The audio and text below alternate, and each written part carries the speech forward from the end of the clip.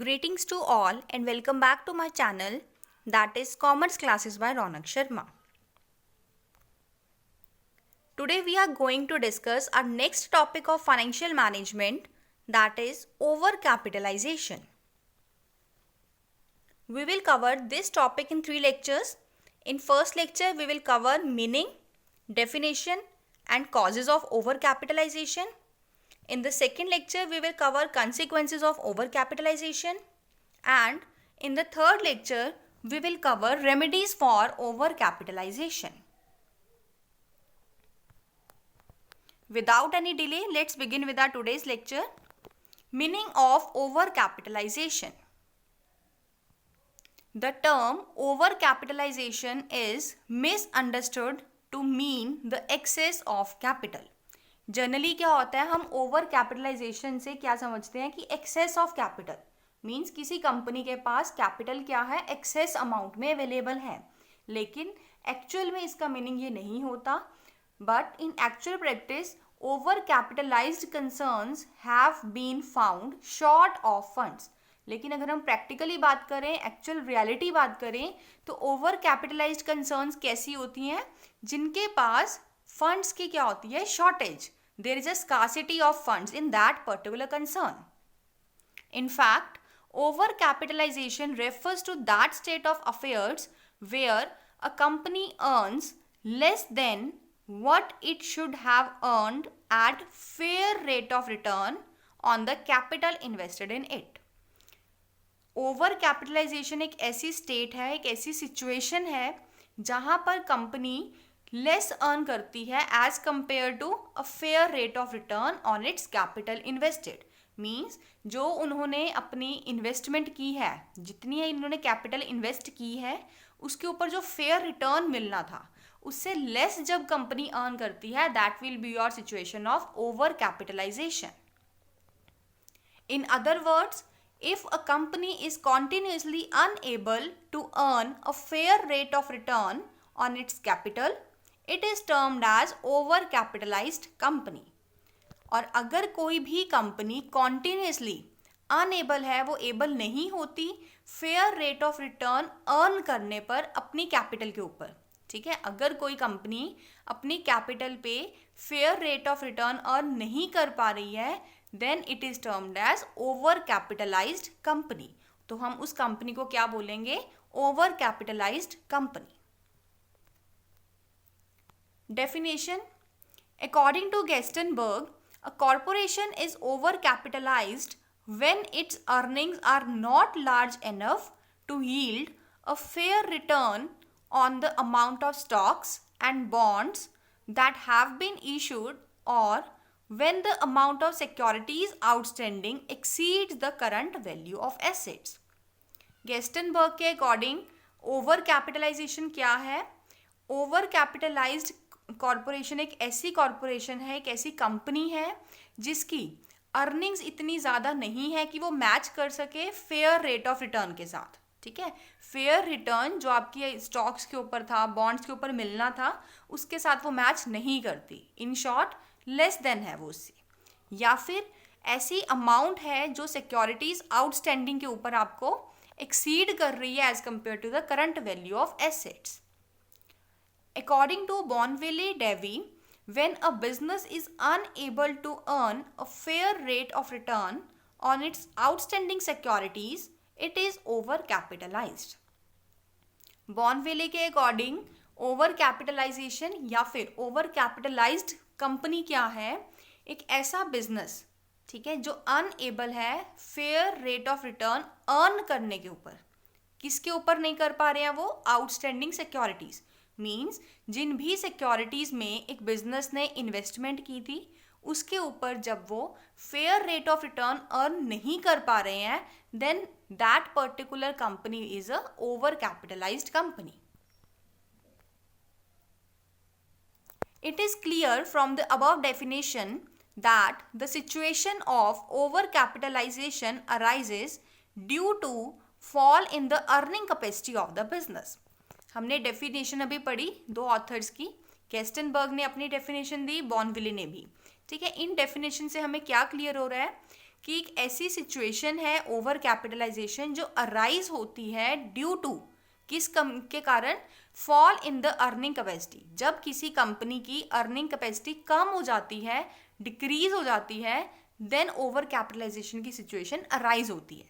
ठीक है, on account of this the earnings will not be sufficient to give a reasonable return on capital employed on it. और इसी के कारण company की जो अर्निंग्स होती है ना, वो भी इतनी सफिशिएंट नहीं होती कि कंपनी अपनी जो उन्होंने कैपिटल एम्प्लॉय किया उसके ऊपर क्या दे सके, रीजनेबल रिटर्न प्रोवाइड कर पाए। ठीक है, मींस जो कंपनी के शेयर होल्डर्स हैं उन्हें वो fair rate of return provide नहीं कर पाते हैं due to fall in the earning capacity. For example, a company is earning a profit of rupees 2 lakh on a total capital investment of rupees 20 lakhs। Company ने total investment की थी 20 lakh rupees.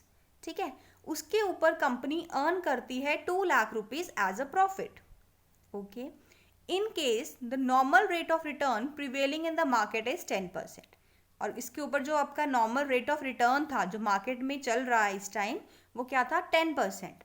ठीक है, 20 लाख आपकी इन्वेस्टमेंट थी, 10% rate of return था, तो आप उसके अकॉर्डिंग 2 लाख अर्न करने चाहिए थे। ठीक है, और आप कर भी रहे हैं। Then this company will be said to be fairly capitalized. तो कंपनी कैसी है आपकी, फेयरली कैपिटलाइज्ड है। मीन्स जितना उसने प्रॉफिट अर्न करना चाहिए था उसे कंपनी को, वो उतना ही प्रॉफिट अर्न कर रही है। But however, if it earns only rupees 1,20,000 while the normal rate is 10%। लेकिन अगर आपकी इन्वेस्टमेंट तो 20 लाख रुपीस ही है और अगर नॉर्मल रेट ऑफ रिटर्न आपका 10% ही रहता है और कंपनी अर्न कर रही है only rupees 1,20,000, then the company will be said to be over capitalized because it will be able to give a return of only 6% on the total capital employed। तो company कैसी है आपकी, over capitalised है, क्योंकि 10% के according 20 lakh के ऊपर आपको 2 lakh rupees as a profit earn करने चाहिए थे, लेकिन आपकी कंपनी अर्न कर रही है ओनली रुपीज 1,20,000। तो इसलिए हम बोल सकते हैं कंपनी सिर्फ और सिर्फ 10% की जगह 6% आपको दे रही है एज अ रिटर्न। और ऐसी कंपनी को आप क्या बोलोगे, over capitalised company. In order to ascertain whether a company is earning fair return और not, the rate of return earned by the company should be compared with similar firms in that industry. अगर आप चाहते हैं कि आप ascertain करें, determine करें कि क्या आपकी कंपनी फेयर रिटर्न अर्न कर रही है या फिर नहीं, तो आप क्या करते हैं, जो भी आपका रेट ऑफ रिटर्न था, आपकी कंपनी जो रेट ऑफ रिटर्न अर्न कर रही है, ठीक है, सपोज 10%, 20%, उसको आप कंपेयर करते हो similar firms in that industry. उस इंडस्ट्री की जो सिमिलर फर्म्स होंगी ना, उसके साथ आप अपनी कंपनी का रेट ऑफ रिटर्न क्या करते हो, कंपेयर करोगे। ठीक है, if the companies rate of return is substantially less than the average rate earned by other firms, it will indicate that the company is unable to earn a fair return on the capital employed in it। और अगर आपकी जो company थी, ठीक है, आपकी company का जो रेट ऑफ रिटर्न था वो लेस है किससे, then the average rate earned by other firms. जो एवरेज रेट है बाकी फर्म्स जो अर्न कर रही हैं उसका जो एवरेज है, अगर लेस आ जाएगा रेट ऑफ रिटर्न आपकी कंपनी का, तो आपकी कंपनी कैसी होगी, means it will indicate that the company is unable to earn a fair return on the capital employed in it. Means आपकी कंपनी अनएबल है, मीन्स एबल नहीं है कि वो अर्न करे फेयर रिटर्न किस चीज़ के ऊपर, जो आपने अपने बिजनेस में कैपिटल एम्प्लॉय की है उसके ऊपर। It may also be note वर्दी that a company will be said to be overcapitalized only when it is continuously unable to earn fair income over a long period of time। और बहुत important बात है, आप अपनी company को तभी बोल सकते हो कि ओवर कैपिटलाइज्ड है अगर आपकी कंपनी कॉन्टिन्यूसली एबल नहीं हो पा रही है फेयर रिटर्न या फेयर इनकम को अर्न करने में। मीन्स अगर आपकी कंपनी काफ़ी सालों से, मतलब बहुत लंबे समय से अगर अनएबल है अर्न करने में फेयर रिटर्न, आप तभी अपनी कंपनी को बोल सकते हो कि ओवर कैपिटलाइज्ड है, अदरवाइज नहीं। ठीक है।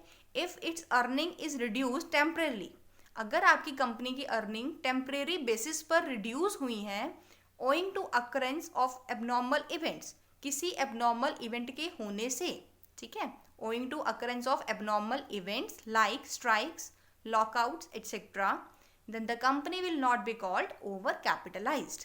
तो आप अपनी कंपनी को ओवर कैपिटलाइज्ड नहीं बोलोगे। ठीक है। अगर कॉन्टिन्यूसली आपकी कंपनी अनएबल है to earn fair income over a long period of time, only that you will called that particular company is over capitalized. लेकिन अगर आपकी कंपनी टेम्परेरी बेसिस पर अर्न नहीं कर पा रही है due to occurrence of abnormal events, ठीक है, then the company will not be called over capitalized. Next topic is causes of overcapitalization. Following are the some important causes of overcapitalization. First one is over issue of capital, means जब आप requirement से ज़्यादा issue कर देते हो capital, तो वो situation arise होती है आपकी ओवर कैपिटलाइजेशन की। ठीक है, डिटेल में हम आगे एक बार पढ़ेंगे, अभी हम ओवरव्यू सिर्फ पॉइंट्स कवर कर रहे हैं। Second point is promotion of the company with inflated assets. आप अपनी कंपनी की प्रमोशन कर रहे हैं कैसे एसेट्स के साथ, जिनको आपने रिकॉर्ड करा हुआ है इन्फ्लेटेड प्राइस के ऊपर। ठीक है। थर्ड वन इज प्रमोशन और expansion of the company during boom period. आपने अपनी कंपनी की प्रमोशन या फिर एक्सपेंशन कब करी है, बूम पीरियड के टाइम। ठीक है, तो भी सिचुएशन अराइज होगी ओवर कैपिटलाइजेशन की। Fourth one is high promotion expenses. Fifth, over estimation of earnings at the time of promotion. Sixth, under estimation of rate of return eight the time of promotion. Seventh, shortage of capital. Eighth, inadequate depreciation. Ninth one is liberal dividend policy, and 10th one is high rate of taxation. Now we will discuss these points in detail one by one. First point is over issue of capital. If a company raises more capital than it can profitably use, there will be large amount of idle funds with the company. अगर company अपनी requirement से ज़्यादा, ठीक है, अपनी need से ज़्यादा funds को रेज कर लेती है, अमाउंट को, कैपिटल को रेज कर लेती है, तो कंपनी की वो पर्टिकुलर अमाउंट जो है ना, लार्ज लेवल की अमाउंट, वो कैसी रहेगी, आइडल पड़ी रहेगी। मीन्स आप उन्हें कहीं भी इन्वेस्ट कर ही नहीं पाओगे, क्योंकि आपने अपनी रिक्वायरमेंट से ज़्यादा रेज कर ली थी। Because of idle funds the earning capacity of the company will be reduced. और अगर आपके जो फंड्स हैं आइडल रहेंगे, ऐसे ही पड़े रहेंगे, कहीं आप उसे इन्वेस्ट नहीं कर रहे हो, तो जो कंपनी की अर्निंग कैपेसिटी होगी वो क्या हो जाएगी, रिड्यूस हो जाएगी। ठीक है, the earning capacity of the company will be reduced. This leads to the situation of over capitalisation because the company will have to pay dividend on idle capital too. ये अब सिचुएशन क्या rise हो जाएगी इससे, over capitalisation. क्यों? क्योंकि company ने तो पैसा रेज कर लिया, कैपिटल रेज कर ली, लेकिन उस कैपिटल से आपको कुछ भी इनकम जनरेट नहीं हो रही। क्यों? क्योंकि आपके फंड्स आइडल पड़े हैं, राइट। लेकिन सेम टाइम पे कंपनी को उस आइडल कैपिटल के ऊपर भी डिविडेंड पे करना पड़ता है। तो आपके कैपिटल के ऊपर देखो खर्चा तो आ गया, आपकी डिविडेंड पे करना है, लेकिन उससे कुछ भी अर्न नहीं हो रहा आपको। तो सिचुएशन कैसी अराइज हो जाएगी, ओवर कैपिटलाइजेशन की। Hence, the rate of dividend will fall, which in turn leads to a fall in the market price of its shares. और रिजल्ट क्या होगा इसका, जो डिविडेंड का रेट है वो क्या हो जाएगा, फॉल। अब ऐसा क्यों? क्योंकि आपकी जो कैपिटल थी उसके ऊपर कुछ भी आप अर्न नहीं कर रहे हो, तो आप हायर रेट ऑफ डिविडेंड कैसे पे कर पाओगे। ठीक है, आप एबल ही नहीं हो पाओगे। रीज़न आपकी जो फंड्स थे वो कैसे हैं, अब आइडल पड़े हैं। और उससे क्या होगा, जब डिविडेंड का रेट फॉल हो जाएगा तो जो प्राइस था आपका शेयर का मार्केट में वो भी अल्टीमेटली डिक्रीज हो जाता है, ठीक है। The rate of dividend will fall which in turn leads to a fall in the market price of its shares. Second point is promotion of the company with inflated assets. A company will fall prey to overcapitalization if it is promoted with assets purchased at excessive prices. Company शिकार हो जाती है over capitalisation का अगर company अपनी promotion करती है उस एसेट्स के साथ जो उसने परचेज किए थे एक्सेसिव प्राइस पे, मीन्स इन्फ्लेटेड प्राइस पे। The reason is that such prices of the assets do not bear any relation to their earning capacity. अब रीज़न क्या है कि ओवर कैपिटलाइजेशन हो जाती है कंपनी की अगर वो अपने एसेट्स को परचेज करती है एक्सेसिव प्राइस पे, ठीक है, और उन्हीं एसेट्स के साथ कंपनी अपनी प्रमोशन करती है। तो ओवर कैपिटलाइजेशन क्यों होगी? क्योंकि एसेट्स के प्राइस का कोई भी रिलेशन नहीं होता अर्निंग कैपेसिटी के साथ। आपने एसेट बहुत ज़्यादा अमाउंट के परचेज करे हैं लेकिन आप उन्हें अच्छे से जुडिशली यूज़ नहीं कर पा रहे हो दैट पर्टिकुलर एसेट को, तो आपकी अर्निंग कैपेसिटी ज़रूरी नहीं है कि इंक्रीज हो, ठीक है। तो हम बोल सकते हैं the price of the assets do not bear any relation to their earning capacity. Such a situation arises particularly when a firm or a private company is converted into public company and in that process their assets may be transferred to the public company at a price higher than their real values। और ये situation कब arise होती है कि आप inflated assets कब show करते हो? जब आपकी फर्म या फिर कोई प्राइवेट कंपनी कन्वर्ट होती है पब्लिक कंपनी में। आई रिपीट, जब आपकी कोई फर्म या फिर प्राइवेट कंपनी कन्वर्ट हो रही होती है पब्लिक कंपनी में और इस प्रोसेस में आप एसेट्स को ट्रांसफ़र करते हैं पब्लिक कंपनी के जो शेयर होल्डर्स होंगे या फिर पब्लिक कंपनी को, सिंपली शेयर होल्डर्स नहीं कंपनी, ठीक है। तो आप क्या करते हो, हायर प्राइस पे उन्हें ट्रांसफ़र कर देते हो as compare to their real values. Sometimes the promoters also transfer their property to the new company at inflated prices. और कई बार क्या होता है, जो कंपनी के प्रोमोटर्स होते हैं ना, ठीक है, वो भी ट्रांसफ़र कर देते हैं अपनी प्रॉपर्टी को टू द न्यू कंपनी, जो नई कंपनी होगी जहाँ पे आप कन्वर्जन कर रहे हो एट द इन्फ्लेटेड प्राइस। और कैसा प्राइस होता है उन एसेट्स का? Inflated means price higher than their real values. Inflated price का मतलब क्या है? आपका एक्चुअल प्राइस से रियल वैल्यू से जब आप उसे ज़्यादा पर ट्रांसफ़र कर देते हो या फिर शो करते हो, ठीक है, price higher than their real values.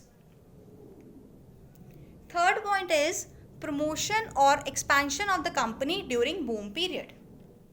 अगर आप अपनी कंपनी की प्रमोशन या फिर एक्सपेंशन करते हो किस टाइम? बूम पीरियड के टाइम, जब आपकी मार्केट कैसी है? अप है, बूम पीरियड चल रहा है आपकी मार्केट में। If a company is formed और expanded during the boom period it may become a victim of over capitalization.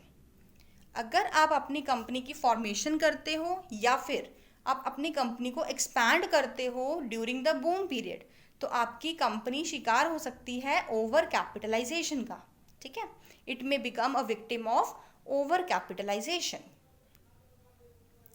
The reason is that the price paid for assets will be quite high. और reason क्या है? आपने boom period था, inflation थी, ठीक है, तो आपने प्राइस हाई पे कर दिया होगा अपने एसेट्स के लिए। When the boom disappears, the real value of such assets will decline to a great extent, whereas they will be shown in the books at their original values। और जब ये बूम पीरियड डिसअपियर होगा, देखो जो हमारी life cycle है market की वो कभी भी एक स्टेज स्टेबल नहीं रहती, ठीक है ना। अगर बूम है देन डिप्रेशन भी आएगा, मेचोरिटी भी आएगी, मतलब स्टेजेस आपकी फ्लक्चुएट करती रहती है टाइम के अकॉर्डिंग। तो जब आपका बूम डिसअपियर होगा, ठीक है, तो जो रियल वैल्यू होगी उन एसेट्स की वो डिक्लाइन हो जाती है, right. Such a company is over capitalized because its earning capacity will fall due to depression, but the assets and capital will be shown in the books at previous figures. तो ऐसी company क्या हो जाती है? Over capitalised हो जाती है। Reason, क्योंकि अब हमारी अर्निंग कैपेसिटी फॉल हो चुकी है ड्यू टू डिप्रेशन। क्योंकि जब बूम पीरियड था तो आपकी अर्निंग भी बहुत अच्छी खासी हो रही थी, लेकिन जब जैसे ही डिप्रेशन आया मार्केट में, इकोनॉमी में, तो आपकी अर्निंग भी क्या हो जाएगी, स्लो डाउन। लेकिन अर्निंग स्लो हो गई है, बट आपने जो आपके एसेट्स थे या फिर कैपिटल थी, वो तो आपने बुक्स में प्रीवियस फिगर्स पर ही शो की हुई है, ठीक है ना। तो इसलिए बोलते हैं अगर आप प्रमोशन या फिर एक्सपेंशन करते हो अपनी कंपनी की during boom period, it will lead that particular company into a over capitalised company.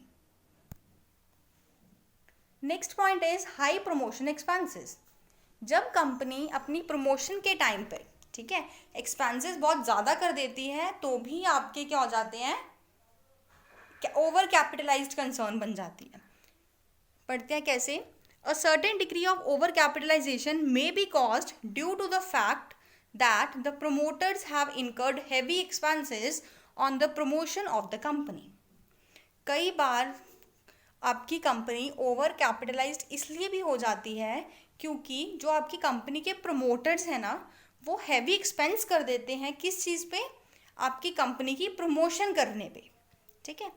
Huge amount may have been spent on issue and underwriting of shares. Company के जो शेयर्स होते हैं उनको इशू करने पे या फिर उनको अंडरराइटिंग करने पे, ठीक है। अंडरराइटिंग ऑफ शेयर्स का मतलब क्या होता है, एक अंडरराइटर एक पर्सन होता है जो कंपनी को एश्योरेंस देता है कि अगर पब्लिक सब्सक्राइब नहीं करेगी उनके शेयर्स को तो वो परचेज कर लेंगे। मीन्स कंपनी को लॉस नहीं होता अगर आप अंडरराइटर की सर्विसेज ले लेते हो, ठीक है। Huge amount may have been spent on issue and underwriting of shares and the promoters may have taken a fabulous remuneration for the services rendered by them. तो क्या होता है, आप कई बार बहुत ज़्यादा अमाउंट स्पेंड कर देते हो शेयर्स को इशू करने पे या फिर शेयर्स की अंडरराइटिंग के ऊपर, और जो प्रमोटर्स होते हैं ना, वो बहुत अच्छी खासी अमाउंट लेते हैं as a remuneration for the services rendered by them. और किनके बदले में, जो भी वो सर्विसेज कंपनी को रेंडर कर रहे हैं, प्रोवाइड कर रहे हैं, उसके बदले में। और होता क्या है, a major part of the earnings of the company will be utilized to write off these expenses. और इन खर्चों को करने के लिए, राइट ऑफ करने के लिए, इनको पे ऑफ करने के लिए कंपनी क्या करती है, अपना major part of earning use कर लेती है इन सब को राइट ऑफ करने के लिए। And consequently the company will not be able to pay a fair dividend on its shares. और इसका रिजल्ट क्या होता है, कंपनी अपने शेयर्स के ऊपर एक अच्छी अमाउंट डिविडेंड के तौर पर नहीं पे कर पाती, क्योंकि जो भी आपकी अर्निंग्स हो रही थी वो तो आप सारे एक्सपेंसेस पे करने में ही लगे हो, ठीक है ना। कभी आपने प्रमोटर्स की फीस पे करनी है, उसकी रेम्यूनरेशन करनी है, कोई आप इशू एक्सपेंसेस कर रहे हो, अंडरराइटिंग कमीशन पे कर रहे हो, तो आपके पास फेयर अमाउंट लेफ्ट ही नहीं रहती कि आप अपने शेयर होल्डर्स को क्या दे सको, डिविडेंड दे पाओ। तो इसीलिए बोला जाता है अगर आप प्रमोशन के टाइम पे कंपनी की हाई एक्सपेंसेस कर देते हो तो एक सिचुएशन अराइज हो जाएगी आपकी कंपनी में, that is over capitalization. Next point is over estimation of earnings at the time of promotion.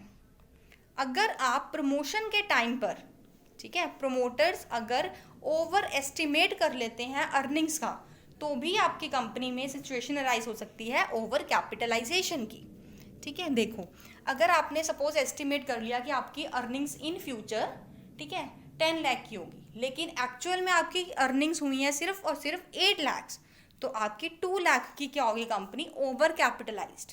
Means 2 lakh से आपकी क्या हो जाएगी, शॉर्टेज हो जाएगी। देखते हैं एक बार।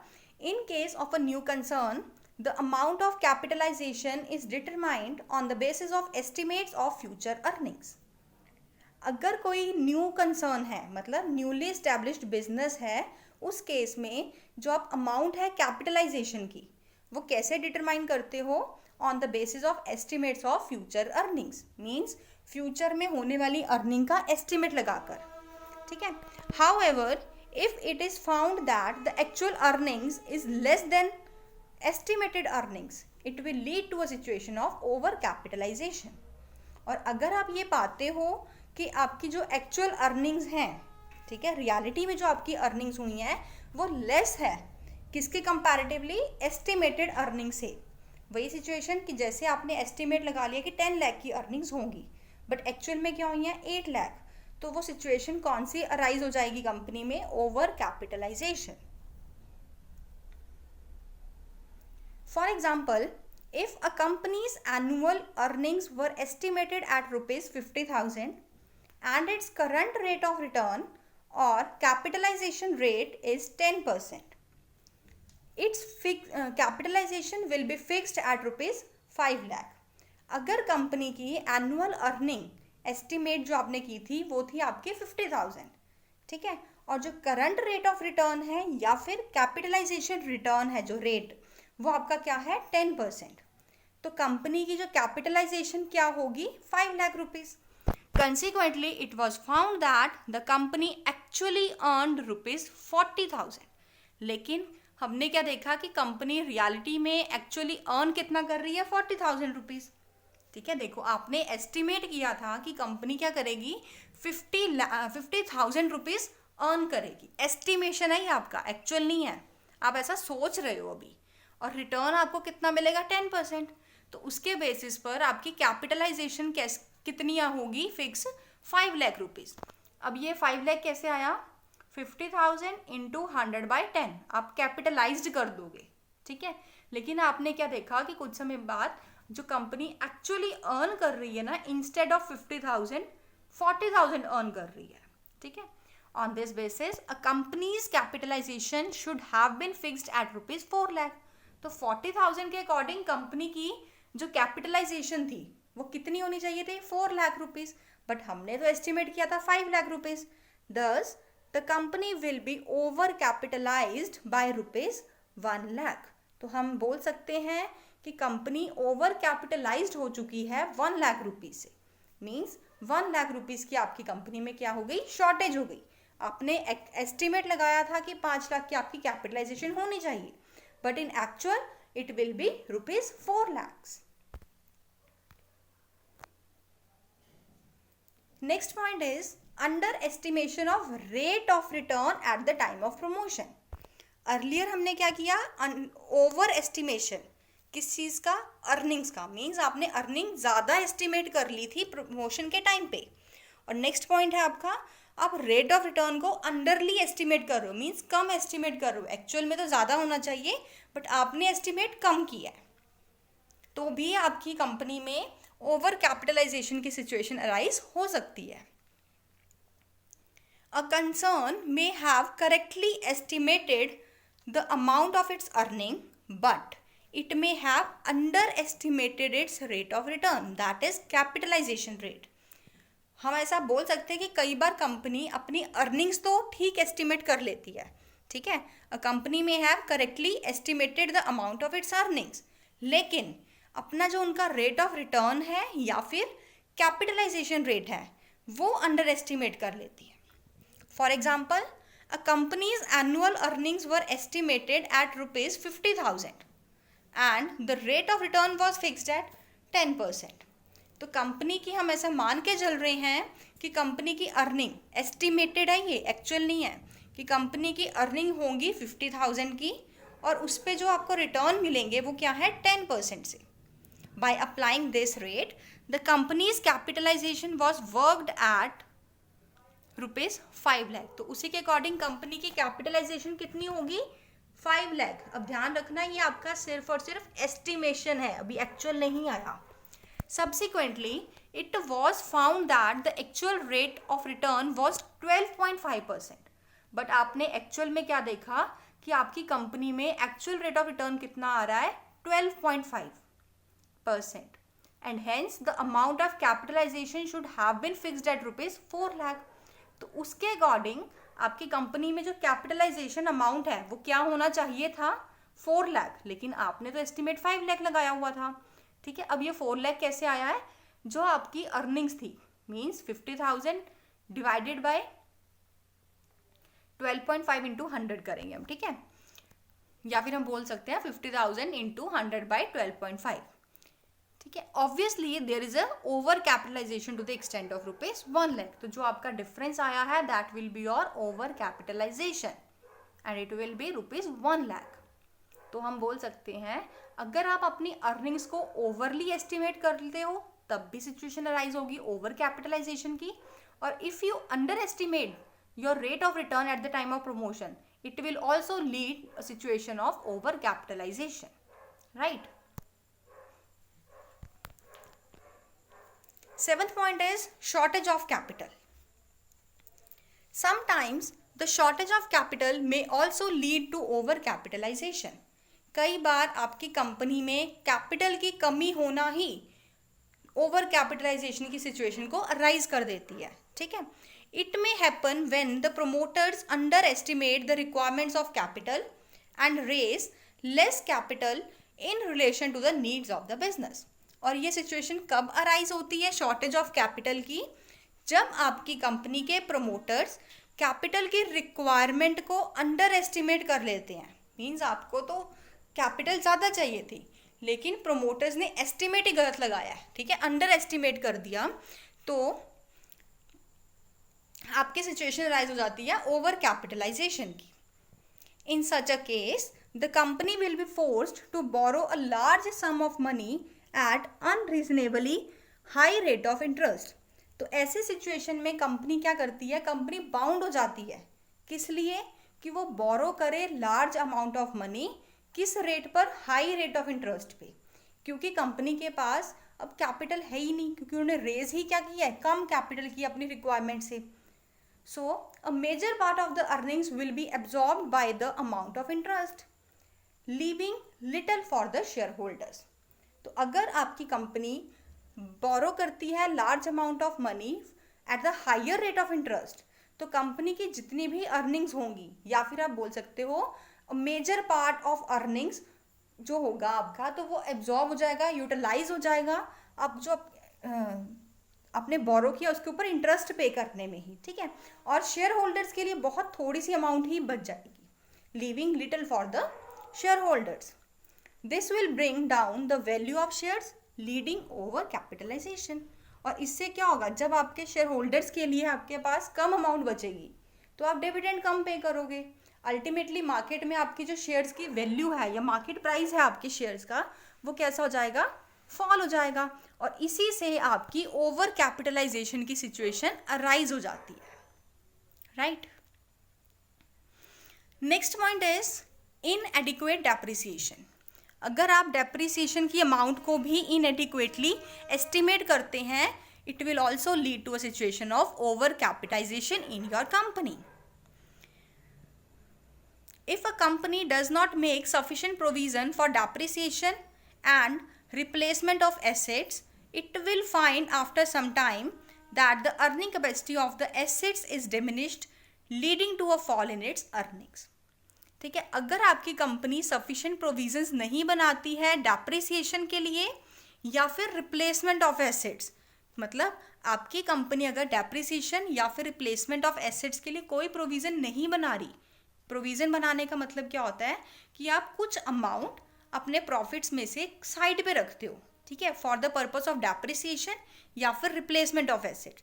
अगर आपकी कंपनी ये नहीं कर रही है तो कुछ समय के बाद आप क्या देखोगे, अर्निंग कैपेसिटी, मतलब उस एसेट से जो आपकी अर्निंग होगी इन फ्यूचर वो क्या हो जाती है, डिमिनिश हो जाती है, जिसके कारण आपकी ओवरऑल अर्निंग्स भी फॉल हो जाती हैं, right. This is yet another case of over capitalization. तो ये एक अनदर रीजन है आपका ओवर कैपिटलाइजेशन का। क्या रीजन है, इनएडिक्वेट provision for depreciation and replacement of assets.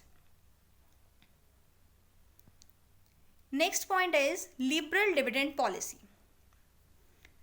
Certain companies prefer to declare a very high rate of dividend instead of plowing back a part of their profits.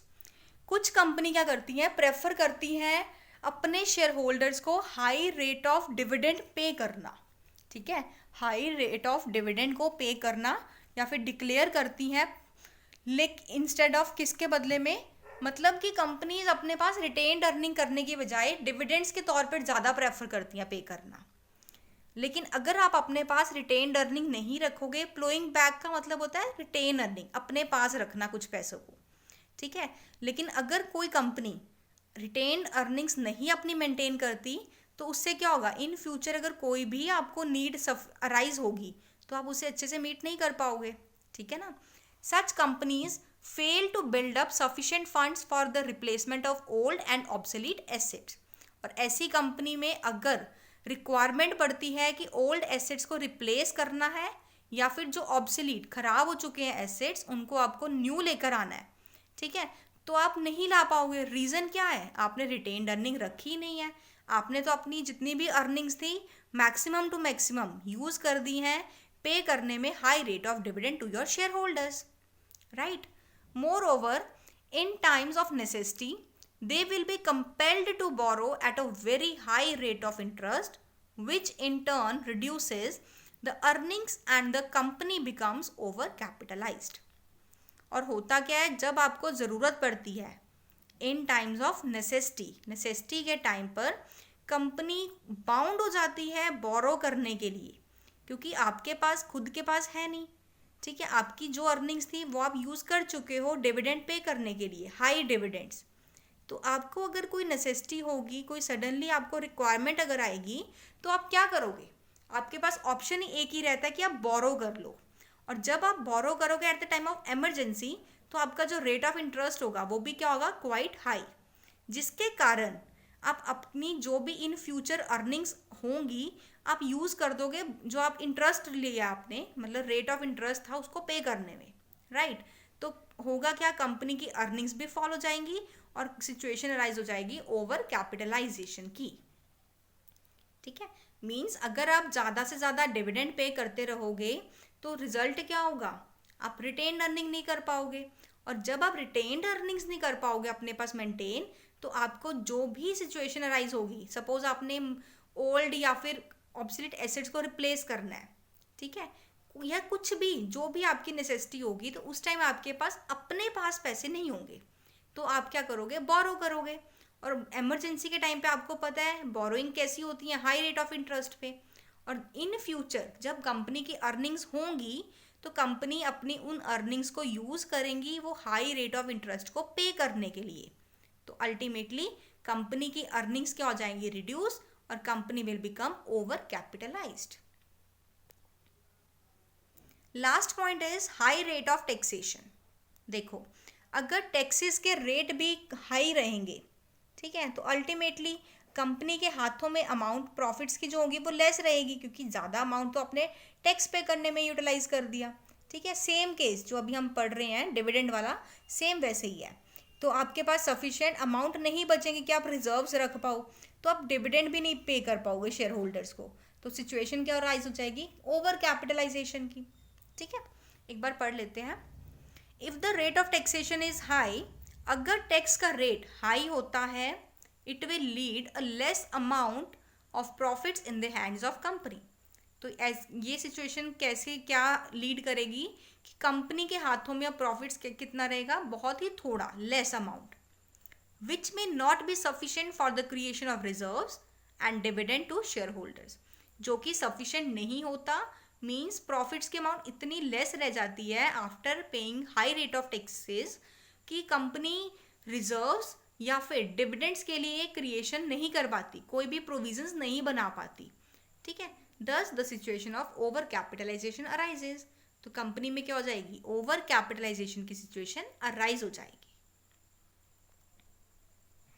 I hope आपको causes समझ आ गए होंगे, ठीक है। Thanks and have a wonderful day.